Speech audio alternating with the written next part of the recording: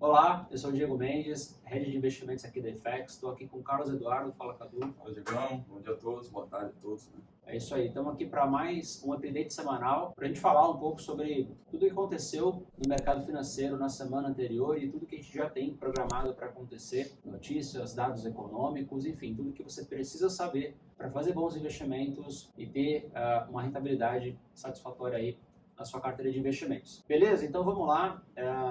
Para os destaques dessa semana. Então a gente teve uma semana aí onde o Ibovespa fechou em alta novamente, então a gente já tem aí uma alta acumulada de quase 6% no ano, né, Cadu?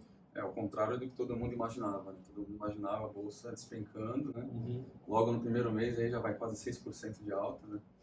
Ter 3 semanas consecutivas de alta, então assim, o Ibovespa está performando muito bem. Obviamente que não é projeção isso, né? Então tudo pode mudar, tudo pode acontecer diferente, mas o Ibovespa tem performado bem também. Muito por causa das commodities, né? Que é o principal peso assim, do índice, né? Petróleo e mineração, mas no geral tá tudo indo muito bem também. E o IPCA 15 também saiu na semana passada, onde ficou com uma alta, né, de 0,55% acima, um pouquinho acima, né, ligeiramente acima das expectativas que eram de 0,53%. Então, a inflação subindo um pouquinho novamente, né? Sim. Isso preocupa, será não? Não, porque já é esperado também, né, esse número. A gente tem que olhar mais para um cenário de médio prazo, né? Então, como a inflação de um mês veio como esperado, a gente tem que ver como é que tá a projeção para o geral, né? Inclusive, a XP ela já mudou a revisão, né? Revisou o IPCA para 2023. Era 5,4%, já foi para 5,7%, então acho que já foi uma revisão alta, né? 0,3%. Sim. Vale a gente acompanhar como que vai ficar a inflação no decorrer do ano se a gente não tiver grandes novidades, né? Ou seja, lá fora a inflação ficando controlada, China voltando a ter atividade econômica, a crescer, né? E a questão Rússia-Ucrânia ali, a questão da guerra ficar um pouco mais morna, né? Sem trazer novidades ali, nenhum tipo de impacto novo para as commodities, principalmente. Sim. O que traz mais impacto aqui, principalmente, né, é a desoneração dos combustíveis, né? Já está em pauta que não vai ser renovada, né? Então isso aí tende, né, a aumentar um pouquinho o IPCA, justamente porque é um valor a mais, ali, é um gasto a mais, uma arrecadação maior para o governo também. Perfeito. E falando de commodity, semana passada a gente teve a nomeação do Jean Paul Prats como presidente da Petrobras. Não por isso, mas a ação caiu quase 2,5% na semana, né? Sim. Muito bem. Falando um pouco sobre o mercado internacional, Cadu, a gente está tendo essa semana uma semana muito importante, uma semana de divulgação de dados econômicos das empresas, né? Dados de trimestre, né? Das empresas, e é uma semana importante porque a gente vai poder ter uma sensibilidade maior de como o mundo vai se comportar daqui para frente, ou seja, os dados econômicos das empresas americanas demonstram se a gente vai ter uma recessão mais forte ou não, ou talvez nem ter uma recessão, né? E por enquanto, até o momento, a gente tem tido alguns resultados que já saíram e esses resultados estão vindo em linha, né? Vamos dizer assim, não estão sendo resultados muito ruins nem muito bons, mas em linha, e isso já demonstra que a gente tende a ter ou um soft landing, uma recessão branda, ou talvez, a depender do que vai acontecer nessa semana, dos novos resultados que vão sair, talvez nem cheguemos a uma recessão. Sim. Alguns resultados, como o Diego falou, vêm em linha, né? No geral, assim, né? Porém, algumas projeções já estão um pouco mais pessimistas, né? Então, os analistas projetam resultados também, as empresas, quando divulgam o resultado, elas projetam o resultado para frente também, né? Então, essas projeções estão vindo um pouco abaixo do esperado, né? Isso aí já está sendo precificado na empresa, né? As ações sofrem um pouquinho, né, com isso, mas, assim, no geral, a gente está caminhando bem ainda, né? A gente vai ver com o caminhar da taxa de juros como é que vai ficar esse resultado, né? Legal. Até agora a gente teve resultados de Microsoft e Tesla que vieram muito bons, né? Essa semana tem também decisão de juros lá nos Estados Unidos pelo Fed. É esperado uma alta, né? Uma alta de 25 pontos percentuais. 25 pontos percentuais ficando em 5% ao ano, é isso? Sim. Eles funcionam lá como bandas, né? Não é uma taxa de juros fixa. Sim, então, perfeito. Fica ali próximo de 5%, sim. Legal. E também o PIB americano, ele já cresceu quase 3% no quarto trimestre, acima das expectativas. Isso também traz bons ares, vamos dizer assim, né? Sim. Vai até ao contrário, né? Que a gente costuma falar de que as empresas vão entrar em processo de demissão, né, vão piorar os resultados. E aí vem o PIB, né, e tem uma alta expressiva ali, né, acima do esperado. Mas isso acontece porque a alta de juros ela tem uma defasagem na economia, né? Então, não é que aumentou os juros e na hora já começa a ter desemprego, a economia começa a desacelerar. Isso demora um tempo, né? Isso demora alguns meses. Então, a gente pode começar a ver os efeitos mais para frente, né? Como a gente já começa a ver em algumas empresas. Maravilha. Bom, voltando um pouco para o cenário doméstico, né?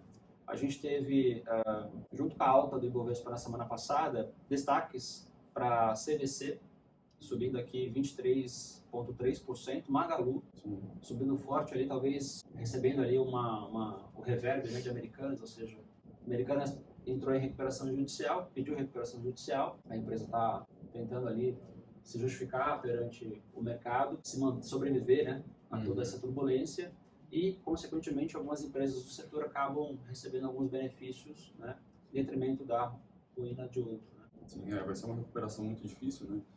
Então, muita gente já projeta que outras empresas do setor, como o Magalu, por exemplo, absorvam um pouco dessa parte americana. É muito parecido com o que aconteceu com a Oi, né? A Claro, a Vivo e a TIM absorveram aí boa parte dos ativos da empresa. Né? E na contramão disso, as ações do Bradesco caíram, né? Porque, no caso, o banco ele tem ali um crédito a receber com Americanas, um crédito muito alto, né? Se não me engano, é a maior posição dentro de banco. Esse cenário com a empresa acabou prejudicando também o desempenho de Bradesco. Notícia ruim para o Bradesco. Só notícia ruim para o Bradesco. E falando um pouco mais sobre a Bolsa de Valores, a gente tem aqui um saldo acumulado que chega nas suas máximas históricas, aí, muito próximo, na verdade, das suas máximas, né? Um saldo acumulado de 2,4 bilhões, né? De fluxo estrangeiro. De fluxo estrangeiro. Bom, e a gente sempre fala aqui sobre esse fluxo, né? E ele representa mais de 50% da nossa bolsa, ou seja, se você olha para o desempenho da bolsa, quando ela sobe, quando ela cai, boa parte da representatividade disso vem do que o estrangeiro está fazendo aqui no Brasil, ou seja, ele traz recursos para cá, se ele está comprando, se ele está vendendo, isso impacta fortemente na nossa bolsa. E o que acontece lá fora também afeta, porque isso faz com que o investidor estrangeiro tome decisões, né? Ou seja, ele não está olhando só para o Brasil, ele está olhando para o mundo inteiro. Então, se lá fora está ruim, ele traz dinheiro para cá, compra a bolsa, e não é só pelos ativos de bolsa, mas também pelo cenário de juros, né? E uma análise importante, né? Eu vou até deixar aí o gráfico, né, desse histórico do fluxo estrangeiro para você. A gente observa que em 2018 a gente atingiu um pico ali, né? Com o maior volume de estrangeiro historicamente aqui na nossa bolsa. E logo na sequência teve uma grande derrocada, né?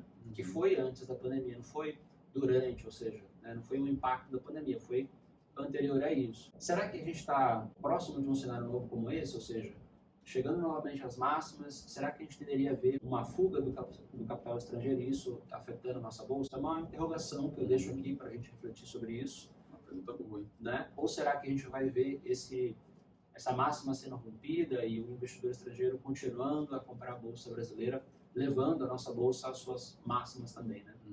Essa aí eu vou deixar para o pessoal responder, vamos ver o que eles acham, né? Vamos ver a opinião de todo mundo. Legal, então comenta aqui o que você acha sobre isso. Se você acha que o investidor estrangeiro está muito otimista com a bolsa brasileira e ele está querendo comprar mais, ou se ele só está fazendo esse movimento por conta do medo de uma recessão lá fora. Bom, Cadu, temos mais alguma coisa para falar? A gente tem aí uma semana decisiva, né? Talvez para o curto e médio prazo, assim, seja a semana mais decisiva, porque a gente tem decisão de juros nos países mais importantes, né, nas regiões mais importantes, e decisão de juros aqui também, né? Começando por aqui, a gente tem na quarta-feira a primeira reunião do Copom, né? E a segunda é na quinta, então, ou seja, a gente vai saber a decisão de juros na quinta-feira. A expectativa é que seja mantida em 13,75, né, Selic, então, sem alterações, né, já está bem especificado isso. E lá fora, né, a gente tem decisão de juros nos Estados Unidos e na Europa também, né? Nos Estados Unidos, como a gente já falou, expectativa de alta também nos juros, 0,25%. Né?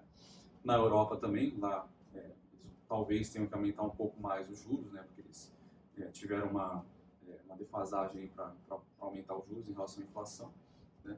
Então, assim, resumindo aqui, a gente pode manter em linha e lá fora a gente tem aumento de juros. Maravilha. E um ponto importante, no que o acabou de falar para a gente aqui, agora, no início de 2023, desde o dia 2 de janeiro, houve uma mudança na marcação ao mercado dos títulos de renda fixa. Então, o impacto das taxas de juros afetou e vai continuar afetando esses títulos. Então, provavelmente você que tem aí um título de inflação pré-fixado e de repente você começou o ano observando uma queda muito forte nesses títulos, isso é devido a essa mudança na marcação.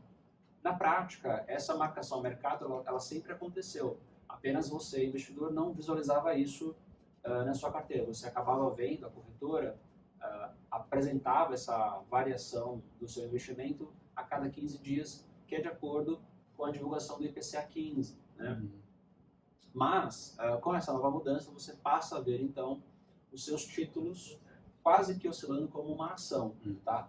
Agora, o ponto importante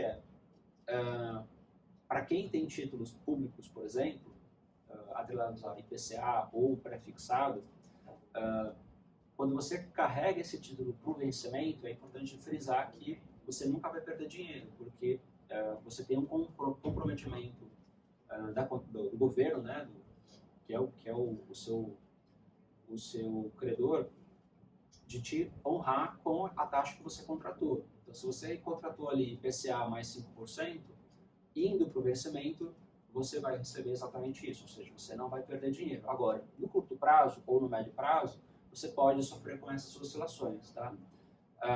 A tendência, caso de fato a gente veja uma manutenção da nossa Selic para depois, eventualmente, uma queda, né, que é o cenário base até então, né, a tendência é que isso vá valorizar os seus títulos. Então, não se preocupe, né, caso você esteja aí com um saldo negativo nesses investimentos.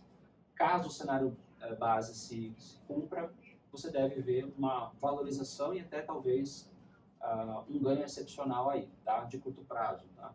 Que eventualmente pode até acarretar uma saída antecipada se você assim desejar, né? Mas o ponto importante não fique preocupado, porque isso sempre aconteceu, é só a forma como você está vendo o seu investimento que mudou, tá bom? Então, se você não sabia dessa informação, também é importante buscar esse conhecimento, porque já era dado, já funcionava assim, tá bom? E o cenário base é que, de fato, a gente tem aí cortes, talvez mais para o final do ano, né? Na nossa taxa Selic, isso acontecendo, eventualmente o seu título vai voltar a rentabilizar. Perfeito? É isso, Cadu? Perfeito, Diegão. Certinho. Maravilha. Então, pessoal, muito obrigado.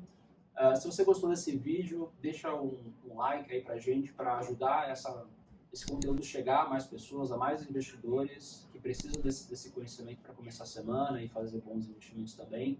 Comenta aqui pra gente o que você está vendo aí para o mercado financeiro, quais são as suas expectativas para a Bolsa de Valores nesse ano. Você está comprado em bolsa, você está investindo mais em renda fixa? Comenta aí pra gente. É muito importante a gente saber qual é a sua visão nesse momento e ajudar você também a fazer bons investimentos. Esse é o nosso comprometimento aqui, afinal de contas. Beleza? Então, muito obrigado, boa semana, bons investimentos para você. Cadu, obrigado. Obrigado, Diegão. Boa semana para todo mundo. Tchau.